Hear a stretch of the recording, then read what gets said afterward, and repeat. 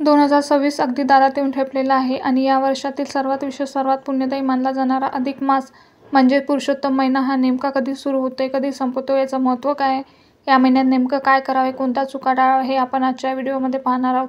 त्यामुळे तुम्ही हा व्हिडिओ शेवटपर्यंत नक्की पहा आणि चॅनलवर नवीन असाल तर सबस्क्राईब करा आणि व्हिडिओला लाईक करून कमेंटमध्ये ओम नमो भगवते वासुदेव नमः असं नक्की लिहा, जेणेकरून भगवान विष्णू आणि माता लक्ष्मीचा कृपा आशीर्वाद तुमच्यावर आणि तुमच्या कुटुंबावर सदैव राहील. अधिक मास हा हिंदू कॅलेंडरामधील एक अतिरिक्त महिना आहे, जो चंद्र आणि सौर कॅलेंडरमध्ये सुसंगतता राखण्यासाठी दर सुमारे 3 वर्षांनी, साधारणपणे 32 महिने 16 दिवसांनी एकदा येतो. चंद्र पण 12 राशीची प्रदक्षिणा साधारण 28-29 दिवसात पूर्ण करतो, तर सूर्य एका राशीची जवळजवळ 30 ते 31 दिवस थांबवतो. यामुळे चंद्रवर्ष साधारण 354 दिवसाचे आणि सूर्यवर्ष 365 दिवसाचे असा फरक पडतो. हा 10-11 दिवसांचा फरक जशाचा तसा राहिला तर ऋतूची मांडणी बिघडेल, म्हणून दर 32 महिने 14-15 दिवसांनी अधिक मास येतो. याला पुरुषोत्तम मास, मल मास किंवा सामान्य भाषेत धोंड्याचा महिना अशी विविध नावे आहे. अधिक मास का येतो? कारण हिंदू चंद्रवर्ष सुमारे 354 दिवसाचे असते, तर सौर वर्ष 365 दिवसाचे असते. ह्या दोन कॅलेंडरमध्ये दरवर्षी सुमारे 11 दिवसांचा फरक पडतो. हा फरक भरून काढण्यासाठी आणि धार्मिक सण योग्य ऋतूमध्ये साजरे होण्यासाठी दर 3 वर्षांनी एक महिना अतिरिक्त जोडला जातो. अधिक मासाला अत्यंत पवित्र मानले जाते आणि या महिन्यात केलेले धार्मिक कार्य, पूजा अर्चना आणि दानधर्म खूप फलदायी ठरतात असे मानले जाते. या महिन्यात जप, तप, ध्यान, पूजा पाठ आणि उपवास यांना विशेष महत्त्व आहे. अन्नदान, वस्त्रदान आणि ज्ञानदान करणे पुण्यकारक मानले जाते. अधिक मासाला हिंदू धर्मात अत्यंत उच्च आध्यात्मिक महत्त्व आहे. या महिन्याचे वर्णन पुरुषोत्तम मास असे केले जाते, ज्याचा अर्थ देवांचा सर्वोत्तम महिना असा होतो. भगवान विष्णूने या महिन्याला स्वतःचे नाव दिले आहे, त्यामुळे हा महिना सर्व महिन्यामध्ये श्रेष्ठ मानला जातो. पौराणिक कथेनुसार प्रत्येक महिन्याला एक अधिपती स्वामी देव असतो, पण अधिक मासाचा अधिपती होण्यास कोणताही देव तयार नव्हता. तेव्हा हा महिना भगवान विष्णू श्रीकृष्ण यांच्याकडे गेला. विष्णूंनी या महिन्याची विनंती स्वीकारली आणि त्याला आपले नाव दिले, पुरुषोत्तम असे नाव दिले. तसेच आशीर्वाद दिला की या महिन्यात केलेले सर्व धार्मिक कार्य अनंत पटीने अधिक फलदायी होतील. असे मानले जाते की या पवित्र महिन्यात केलेल्या तपश्चर्येमुळे आणि धार्मिक कार्यामुळे व्यक्तीच्या सर्व पापांचा नाश होतो आणि मोक्ष प्राप्त होते. आध्यात्मिक प्रगतीसाठी अधिक मासात खालील गोष्टींना विशेष महत्त्व आहे. या महिन्यात भगवान विष्णू आणि त्यांच्या अवतारांची विशेषतः श्रीकृष्ण आणि सत्यनारायण यांची पूजा करणे अत्यंत शुभ मानले जाते. मंत्र जप ओम नमो भगवते वासुदेवाय नमः या मंत्राचा सतत जप केल्याने विशेष पुण्य मिळते. दररोज भगवद्गीतेचे पुरुषोत्तम माहात्म्य अध्याय करणे आध्यात्मिकदृष्ट्या फायदेशीर आहे. अनेक भाविक या महिन्यात एक भक्त राहतात, दिवसातून एकदाच जेवण करतात किंवा पूर्ण उपवास करतात. पवित्र नद्यांमध्ये स्नान जसे की गंगा, गोदावरी आणि गरजू लोकांना दानधर्म, अन्न, वस्त्र, पैसे करणे हे आध्यात्मिक उन्नतीसाठी महत्त्वाचे मानले जाते. शास्त्रामध्ये या महिन्याला पुरुषोत्तम मास म्हणून विशेष महत्त्व दिले आहे, कारण स्वयं भगवान श्रीकृष्ण या महिन्यात माझं नाव घ्या असं सांगितलं आहे.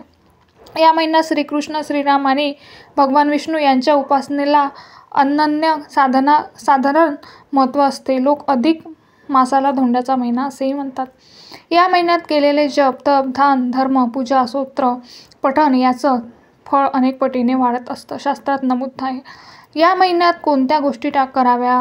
श्री भगवद्गीतेचं मनापासून वाचन, श्री विष्णू सहस्त्रनाम, पुरुषोत्तम मासाची कथा, श्रीरामचरित्र मानसातील काही विशिष्ट प्रकार, दररोज किमान 108 वेळा ओम नमो भगवते वासुदेव नमः या मंत्राचा जप करा. जर एवढ्या मोठ्या स्तोत्राची वेळ नसेल तर फक्त मंत्र जप केला तरीही तेवढ्याच पुण्याचे फळ मिळते. या महिन्यात शक्यतो एक वेळेस अन्न घ्यावं असंही काही परंपरांमध्ये सांगितलं आहे. यामुळे शरीर हलकं राहतं आणि मन जप तपासाठी स्थिर होतं. या महिन्यात दानाचा विशेष महत्त्व दिले आहे. गहू, तांदूळ, मूग, दूध, दही, तूप, आवळा, तांदळाच्या पिठाचे पदार्थ, जिरे, साखर, खजूर अशा सात्विक वस्तूचे दान केल्याने ग्रहदोष शांत होतो. याचबरोबर अधिक मासात दीपदान अत्यंत शुभ मानलं जातं. आता मुख्य मुद्दा 2026 मध्ये अधिक मास कधी आहे? 2026मध्ये अधिक मास मे महिन्यात येत आहे. 16 मे 2026 शनी अमावस्या या दिवशी वैशाख महिना समाप्त होतो. 17 मे 2026 अधिक ज्येष्ठ महिन्याची सुरुवात या दिवशी. चंद्रदर्शन आणि गंगा दशेरीची सुरुवात यापासून पुढे संपूर्ण एक महिना हा अत्यंत पुण्यदायी पुरुषोत्तम मास राहणार आहे. 21 मे 2026 गुरु पुष्पमृत योग अतिशय शुभ. या दिवशी काही खरेदी केली, विशेषतः सोने चांदी, ते अधिक पटीने वाढत असतं असं शास्त्र सांगतं. धोंड्याच्या महिन्यात लोक अगदी पायतीत जोडवीसुद्धा खरेदी करतात. चांदी लक्ष्मीला प्रिय असल्याने या दिवशी चांदीच्या वस्तू घ्यायला खूप चांगलं असतं. नंतर 3 जूनला लाल संकष्टी चतुर्थी, 11 जूनला कमल एकादशी, याच दिवशी पंचकही सुरू होत आहे. 15 जून अमावस्या आणि याच दिवशी अधिक मास समाप्ती आहे. सोमवती अमावस्या असल्याने फळ अधिक वाढतं. 2026 वर्षात अंगारकी संकष्ट चतुर्थी 3दा येणार आहे. हे अत्यंत शुभयोग मानले जात आहे. अंगारकीच्या उपासाने फळ म्हणजे शास्त्रात लिहिलेले सर्व संकट चतुर्थीचे एकत्र पुण्य. धोंड्याच्या महिन्यात जावई मुलीला चांदीचे वाण देण्याची परंपरा अजूनही अनेक घरात चालते.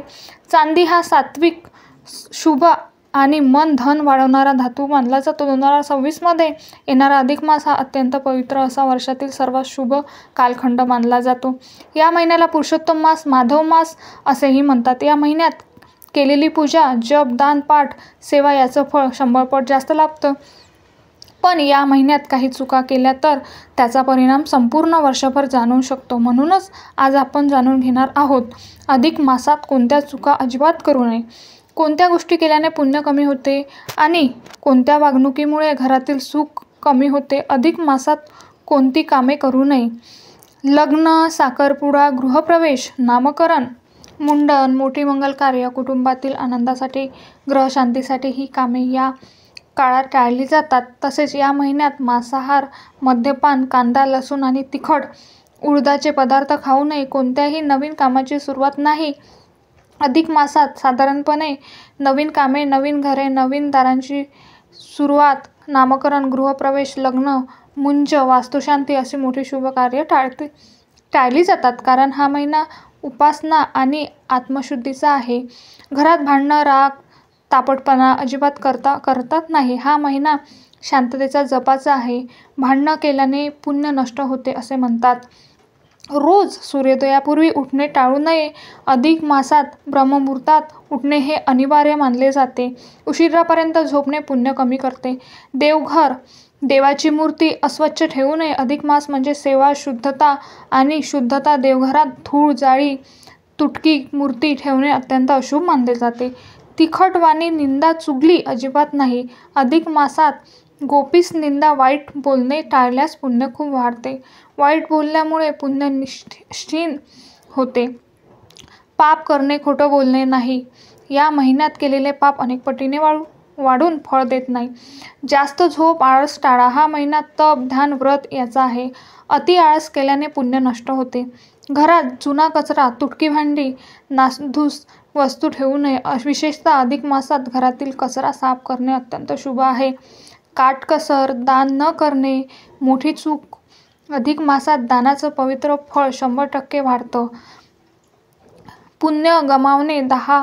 जास्त खर्च, दिखाऊपणा टाळा. हा महिना जोरात खर्च करण्याचा नसून साधेपणा आणि मर्यादेचा आहे. 11 देवांचे व्रत अर्धवट सोडू नका. गुरु केलेला जप, व्रत, पाठ अर्धवट सोडणे चुकीचे मानले जाते.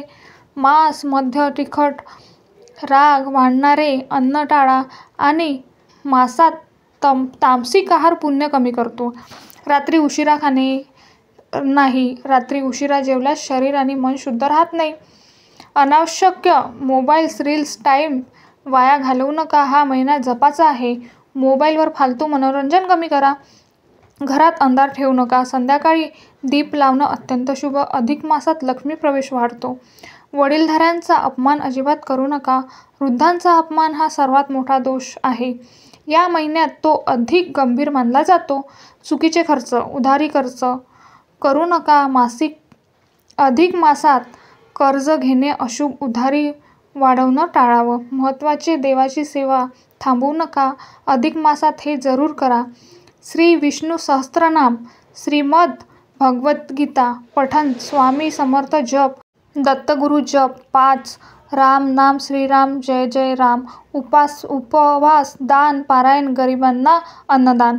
अधिक मास हा फक्त एक जादा महिना नाही, तर हा जीवन बदलणारा, कर्मशुद्ध करणारा, पुण्य वाढवणारा काळ आहे। या छोट्या चुका टाळल्या तर घरात सुद्धा सुख येईल, जीवनातील अडथळे दूर होतील, मानसिक शांती मिळेल, धन समृद्धी वाढेल आणि सर्वात महत्त्वाचं म्हणजे भगवान श्री हरीची कृपा तुमच्यावर वर्षभर राहील। थोडक्यात अधिक मास हा सांसारिक कार्य टाळू, परमेश्वराशी संबंधित जोडण्याचा आणि आध्यात्मिक ऊर्जा वाढवण्याचा एक दुर्मिळ आणि मौल्यवान काळ आहे। तर हा महत्त्वपूर्ण व्हिडिओ तुम्हाला कसा वाटला? व्हिडिओतील माहिती तुम्हाला उपयुक्त वाटली असेल तर व्हिडिओला एक लाईक नक्की करा आणि चॅनलला सबस्क्राईब करून आम्हाला प्रोत्साहित करा। तसेच आपण सर्वांनी हा व्हिडिओ संपूर्ण पाहिल्याबद्दल आपण सर्वांचे मनपूर्वक आभार। धन्यवाद। श्री स्वामी समर्थ। जय जय श्री स्वामी समर्थ। जय लक्ष्मी नारायणा नमः। धन्यवाद।